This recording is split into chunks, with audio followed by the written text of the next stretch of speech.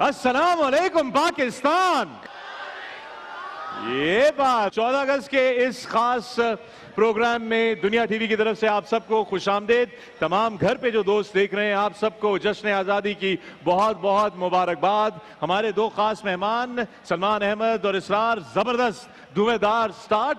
मेरे साथ आज हमारी होस्ट पाकिस्तान की नंबर 1 फीमेल स्पोर्ट्स ब्रॉडकास्टर, बहुत सारी तालियां ज़ैनब के लिए एवरीवन। और मेरा ख्याल है आपको तो किसी तारुफ की जरूरत नहीं, आप सब की तालियों में फख्र आलम।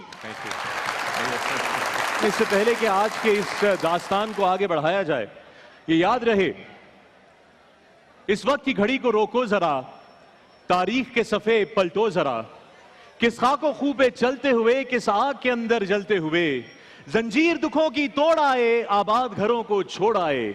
ये कितने बरस का किस्सा है, ये कितने बरस का किस्सा है, 70 साल। ये कितने बरस का किस्सा है जो रूह बदन का हिस्सा है। ये पाकिस्तान तो कब से है, पर इसको फिर से सजाना है। आज जो भी यहां पर होता है अपना ही करना धरना है। आज जो भी यहां पर होता है अपना ही करना धरना है। हर दुख को सुख में बदलना है। ये ध्यान भी रखना है हमको किस राह से कैसे गुजरना है। इस देश के खाली खाके को फिर अपने लहू से भरना है। दुनिया के नए इस नक्शे पर एक बार हमें फिर उभरना है।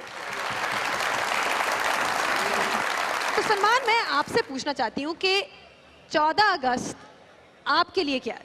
आज से कुछ साल पहले पाकिस्तान 1947 क़ायद-ए-आज़म मोहम्मद अली जिन्ना के ऊपर एक फिल्म बनी हॉलीवुड की, तो उन्होंने कहा कि आप थीम सॉन्ग उसका बनाएं। तो उसका जवाब जो देना चाहता हूँ, मैंने जब वो उनकी ज़िंदगी पढ़ी क़ायद-ए-आज़म की, स्टैनली वॉलपोर्ट की किताब है जिन्ना ऑफ पाकिस्तान, वो किताब पढ़ी, फिर मैंने वो फिल्म कोई 3-4 दफ़ा देखी। तो उसमें जो एक, अगर कहते हैं एक अंडरलाइंग थीम क्या है 14 अगस्त, तो वो है जुनून से और इश्क से मिलती है आज़ादी, कुर्बानी की बाहों में मिलती है आज़ादी। इसरार, अभी गाना जो नगमा आपने हमें सुनाया, इसके लिरिक्स किसने लिखे हैं? बहुत ही दिल को छूने वाले लिरिक्स हैं। जहन में ये था कि जब इसको लिख रहे थे कि जो पॉजिटिव चीज़ें हैं जो हमारे यहाँ, जो हम जिन्हें हम ऑन करते हैं, उसको डिस्कस किया जाए, बजाय इसके कि जो सिस्टम में नेगेटिव चीज़ें हैं। पाकिस्तान के पास बहुत कुछ है फ़ख्र करने के लिए, वो उसको लेके हमारे पास एक बहुत बड़ा लाइनअप है आज हीरोज़ को जो हमने दावत दी हुई है, जो यहाँ पर आएंगे। लेकिन इससे पहले कि हम उस तरफ चलें सलमान, एक बड़ी अहम चीज़ है और वो है पाकिस्तान में रोल मॉडल्स की, हमारी नौजवान नस्ल के लिए रोल मॉडल्स की। और अक्सर और बेशतर जो है हमने नोट किया है कि हमारे यहाँ रोल मॉडल्स इंपोर्ट किए जाते हैं, अपने वालों को ज़्यादा घास नहीं डाली जाती। क्या वजह है, क्यों आपको लगता है कि ऐसा मामला खड़ा हो जाता है हमारे लिए? मैं समझता हूँ ये जो अभी की जनरेशन है, ये हमारे जो क्रिकेटर्स हैं, स्टार्स, म्यूज़िक के, टेलीविज़न के स्टार्स हैं, उनको अपने स्टार्स समझते हैं, तो मैं समझ रहा हूँ ये चेंज हो रहा है फ़ख्र। अभी मैं एक और भी याद दिलाना चाहता हूँ आपको कि जब मैं कॉलेज में था ना, तो पाकिस्तान में आमरीत थी। मैं medical college, king Edward medical college में पढ़ता था। बहुत सारी जो नौजवान नस्ल थी ना, बहुत ज़्यादा नेगेटिव हो गई थी। तो मेरे शहीद दोस्त जुनैद जमशेद, जो इंजीनियरिंग यूनिवर्सिटी में पढ़ते थे, हमने मिलके ये सोचा कि बजाय कि हम भी अफसुर्दा कर दें कौम को, हम क्या पैगाम दे सकते हैं। तो आज से यकीन करें 30 साल पहले की बात कर रहा हूँ मैं, दिल दिल पाकिस्तान का पैगाम जो है, ऐसी ज़मीन और आसमान इनके सिवा जाना कहाँ, बढ़ती रहे ये रोशनी, चलता रहे ये कारवां। मैं ये कहता हूँ कि जो दिल से बात निकलती है, अल्लामा इकबाल ने कहा, दिल से जो बात निकलती है असर रखती है। लेकिन फ़ख्र, जहाँ हम अपने हीरोज़ को सेलिब्रेट कर रहे हैं, इन्होंने चैंपियंस ट्रॉफी की बात की, क्रिकेट की बात की, आपकी भरपूर तालियों में मर्दान का खान, फ़ख्रे पाकिस्तान, निशाने अज़्मे आलीशान, यूनुस खान।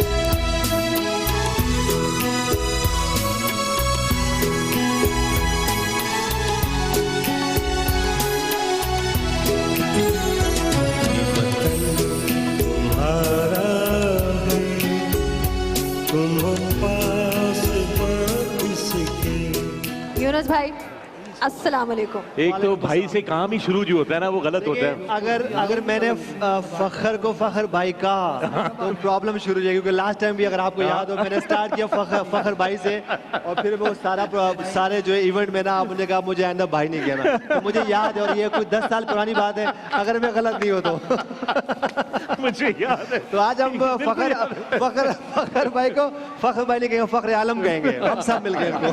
तो प्लीज कोई फखर भाई को फखर मंजूर है ना, मंजूर है। मैं आपसे भी यही पूछना चाहूंगी कि ये दिन आपके लिए कितना अहम। अगर हम बात करें 14 अगस्त की, तो सबसे पहले तो ये हमारी 17वीं इंडिपेंडेंस डे है, जो कि बहुत इंपॉर्टेंट है हमारे लिए। और दो के 70 साल बहुत ज़्यादा होते हैं, लेकिन हम स्टिल जो है वो अभी एक यंग आपके नेशन कह सकते हो कि 70 साल फिर कुछ नहीं होते।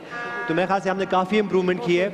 और जहाँ तक इम्पोर्टेंस की बात है तो देखिए सारे पाकिस्तान उसको बड़ी जोश खरोश से और खुशी से मनाता है।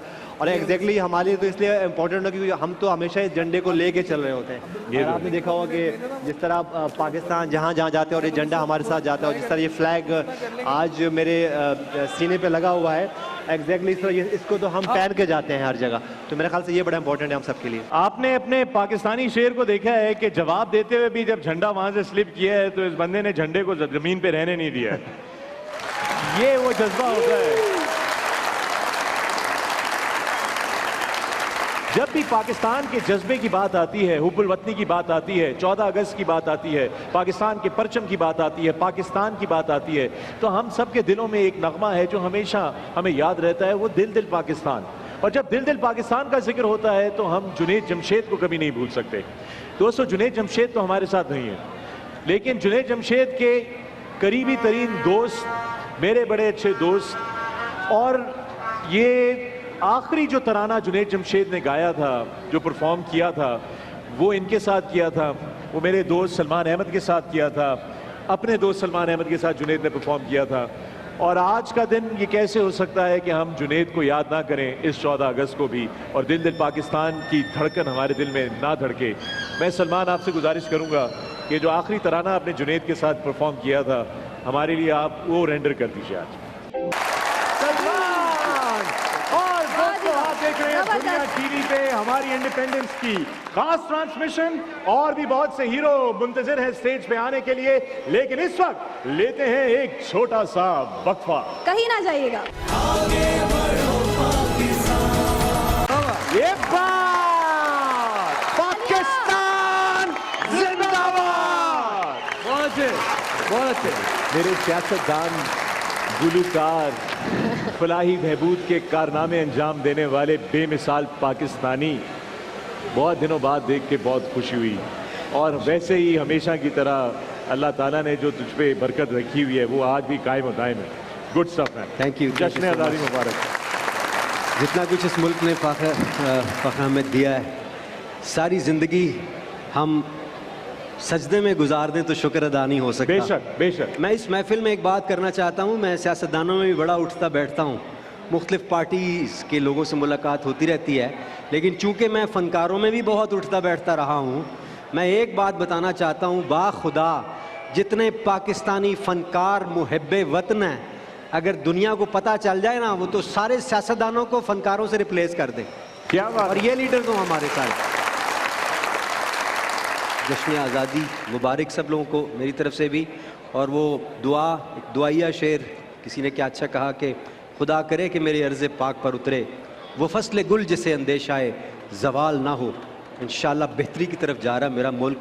अब वक्त आ गया है कि हम एक और इजाफा करें, एक ऐसे क्रिकेटर का जिनका ये एक साल जो पिछला गुजरा है वो मेरा ख्याल है उनके करियर का प्रोबेबली बेस्ट ईयर कहा जा सकता है। आप सबको मेरा ख्याल है पता ही चल गया। आपकी भरपूर तालियों में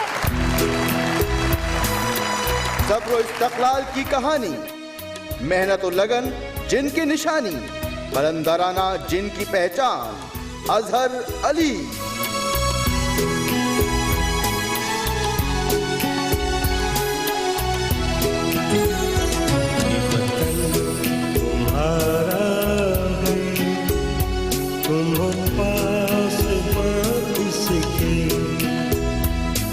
चमन तुम्हारा है, तुम हो नगमखात से। अजहर अली, अरे अस्सलाम भाई वालेकुम। वालेकुम सलाम। आपके लाहौर के हैं, जरा सही तरीके से इस्तकबाल तो करो यार। अजहर, क्या हाल है आप? अल्लाह के करम, अल्हम्दुलिल्लाह। अच्छा, अभी हम ये आने से पहले डिस्कस कर रहे थे कि चैंपियंस ट्रॉफी के ऊपर तो इनसे कोई 1 करोड़ सवाल हो चुके होंगे। हर जगह हर बंदे ने चाहते होंगे कि पता चले कि वो एक्सपीरियंस कैसा था। लेकिन एक चीज़ फ़खर जो मैंने इनकी नोट की है, जो कि मैं इनसे पूछना चाहती हूँ, जब भी इन पे तनकीद हुई है, चाहे वो टेस्ट मैचेस हों, चाहे वो वनडेज हों, इन्होंने हमेशा अपने बल्ले के साथ जवाब दिया। बिल्कुल, बेशक। यानी कि वनडेज में भी कि जी वो स्लो खेलते हैं ये, लेकिन हमेशा अजहर आपके अंदर एक वो रिजॉल्व नज़र आई है जो कि आई थिंक जितने भी एस्पायरिंग क्रिकेटर्स हैं जो देख रहे होंगे, तो ये कहाँ से आती है? वो सामने बैठे हैं। ये बात, ये भी ग्रेटनेस है। में जितनी तनकीद यूनुस भाई ने और मिसबा भाई ने बर्दाश्त की है, मेरे ख्याल में तमाम तोपों के रुख इनकी तरफ होते थे कि जी अब करेंगे तो पता लगेगा, इस टूर पे जाएंगे तो पता लगेगा। तो वो मेंटल टफनेस ना इनको देख देख के सीखे कि इनका ये बिलीव होता है कि जो सक्सेस मिलती है वो अल्लाह ताला की तरफ से होती है और आप कोशिश कर सकते हैं। और मेरा हमेशा से बिलीव रहा है, मेरे बस में सिर्फ कोशिश है, रिज़ल्ट अल्लाह ताला ने देना है। और ये बिलीव अगर आप रखेंगे तो आपके ऊपर से सारे प्रेशर जो है ना वो उतर जाते हैं। यूनुस भाई के साथ खेलने का सबसे ज़्यादा मज़ा इसलिए आता है कि बहुत ज़्यादा चीज़ों को कॉम्प्लिकेट नहीं करते, खेलने देते हैं, जो आपकी गेम है वो आपको खेलने देते हैं, अनलेस कि आप बहुत कोई ज़्यादा कोई गलती कर रहे हो। अदरवाइज़ जस्ट कि वो पार्टनरशिप लगाओ, खेलते रहो। मेरे ख्याल में एक नेचुरल गेम जो भी जिस प्लेयर की है वो उसको खेलने देते हैं। मेरे ख्याल में यही सबसे बड़ी इनकी क्वालिटी है कि दूसरे एंड पे रहते हुए आप इतना कंफर्टेबल होते हैं और बाकी वो एज ए सीनियर प्लेयर वो खुद इस तरह खेल रहे होते हैं कि आपको एक आइडिया मिल रहा होता है कि क्या सिचुएशन है, किस तरह डांट कितनी पड़ती है यूनुस भाई? ये अल्लाह का बहुत शुक्र है। वैसे मैं स्टार्ट में आया था, मैं बहुत डरता था यूनुस भाई से कि बड़ी रेपुटेशन जो सुनी थी सभी मुझसे ऐसी थी कि ये ऐसी रेपुटेशन सुनी थी कि पता नहीं यूनुस भाई तो बहुत सख्त हैं ये हैं। लेकिन अल्लाह का शुक्र है 7 साल मैं पाकिस्तान से खेल रहा हूँ, 7 साल यूनुस भाई के साथ क्रिकेट खेली है। अब बहुत ज़्यादा मिस भी करेंगे, लेकिन ये कि आज तक मुझे जो है वो डांटनी पड़ी। एक दफ़ा मैंने इनसे 3 बॉल लिए थे प्रैक्टिस करने के लिए। इनके हर चीज़ ना बहुत ऑर्गेनाइज्ड होती है, हर चीज़ ऑर्गेनाइज्ड होती है, सफाई पसंद भी बहुत है, सबको ही पता है। 3 बॉलें मैंने इनसे ली थी प्रैक्टिस करने के लिए। अच्छा। वो कहीं मैंने किसी को दे दी और वो मिल नहीं रही थी और मुझे सिर्फ इस चीज़ का डर था कि अगर वो कहीं गुम हो गई ना तो फिर मेरी खैर नहीं। मिली क्या नहीं मिली तीनों गेंदें? बहुत शुक्र है, बॉल मिली थी, अगर नहीं मिलती तो फिर आपको पता क्या होता। फिर वो एक मैं कहता कि वहाँ पे मुझे डांट पड़ी थी। इसरार भाई बड़े थे, आप देर से खामोश बैठे हुए हैं। 14 अगस्त का दिन है, अपने मुल्क से इसकी बात हो रही है, अपने परचम से इसकी बात हो रही है, अपने परचम के लिए मेहनत और कुर्बानियों की बात हो रही है। तो हवा में क्या है, कुछ आप सुना दीजिए। बहुत सारी तालियों में इसरार। और इसके साथ ही वक्त हुआ है किस चीज का, ये तो आप बताएं। ब्रेक का। ये बात लेते हैं एक वक्फा, मिलते हैं 14 अगस्त की स्पेशल सेलिब्रेशन पे इस छोटे से वक्फे के बाद।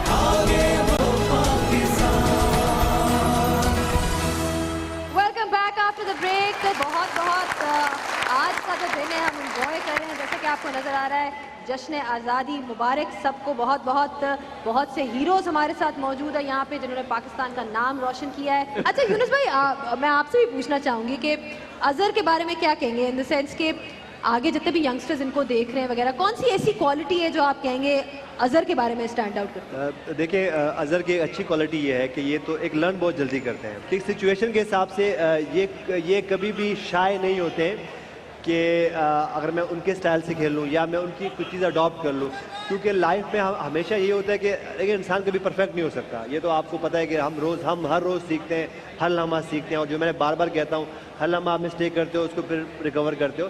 तो अज़हर में एक अच्छी बात है कि ये जो जो जुस्तजू है ना अच्छा करने की, वो इनमें है। और दूसरी बात ये कि जो मैंने जैसे कहा कि लर्न बहुत जल्दी कर लेते हैं। आप उनको बोल दें जी कि हाशिम आमला की तरह खेलना है, ये फ़ौरन हाशिम आमला की तरह खेलना शुरू कर देंगे। आप इनसे कहें जी मिसबाउल्लाह की तरह खेलना शुरू कर दें तो फ़ौरन उनकी तरह खेलना शुरू कर देंगे। तो एक अच्छे बैट्समैन की, एक अच्छे इंसान की ये क्वालिटी होती है कि वो दूसरों की अच्छी बातें अडॉप्ट कर लेते हैं। यानी फ़कत वो अडेप्टेबिलिटी फैक्टर जो हमें नजर आता है वो अज़हर में डेफिनेटली बहुत ज़्यादा है। क्या बिल्कुल है, इसमें तो कोई शक की बात नहीं है। मैंने इनके साथ जो है वो एक बैनुल अक़वामी चैनल के ऊपर ब्रॉडकास्टिंग की हुई है। ये एक्सपर्ट थे हमारे और बड़ी ज़बरदस्त इनके साथ मेरा वक्त गुजरा है। कोई 20-22 दिन इन्होंने मुझे बर्दाश्त किया, मैंने इनको बर्दाश्त किया। लेकिन इसके टेम्परामेंट का पूछना पड़ेगा इनको कैसे बर्दाश्त किया। वो उसका भी इसको सीक्रेट पता है।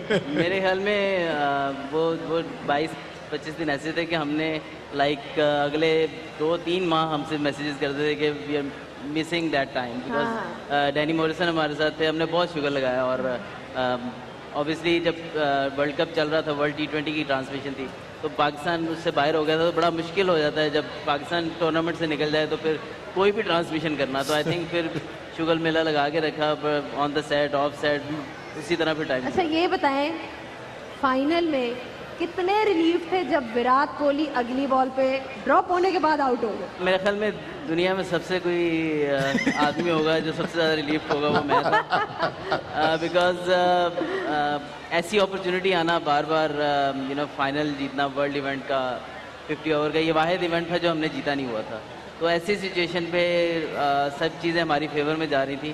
तो क्या क्या डाउट आ सकते हैं आपके माइंड में जब आप कैच ड्रॉप करें? विराट कोहली जैसे प्लेयर का, I think one of the best chaser at this moment. तो मेरे ख्याल में वो ये अल्लाह का शुक्र है कि फौरन ही नेक्स्ट बॉल पे आउट हो गया। हमारे हीरोज का लाइनअप यहाँ पर आपके सामने मौजूद है, लेकिन आपको पता है ज़ैनब कि अब कौन आने वाला है? कौन आने वाला है? मैं आपको बताऊंगा। यूनुस भाई आपको पता है कि कौन आने वाला है? मुझे तो पता है। आपको पता है ना, क्योंकि आपने पहले देख लिया था झांक के पीछे। लेकिन इनको नहीं पता कि कौन आने वाला है। दोस्तों, जब भी पाकिस्तान का मैच होता है तो क्रिकेट के मैदान में पूरी कौम के अंदर जज्बा उजागर करने के लिए, जज्बा जुनून पैदा करने के लिए हमारे ये 3 बहुत ही खास पाकिस्तानी, पाकिस्तान का परचम ओढ़े, पाकिस्तान का परचम पहने हुए हमारे खिलाड़ियों का जज्बा, इनका जोश बढ़ाते हैं और पूरी कौम का जज्बा और जोश बढ़ाते हैं। साथ ही में मैं सलमान आपसे गुजारिश करूंगा कि क्यों ना जज्बा जुनून के साथ हम अपने इन तीनों सुपरस्टार पाकिस्तानियों को स्टेज पर दावत दें। जज्बा जुनून।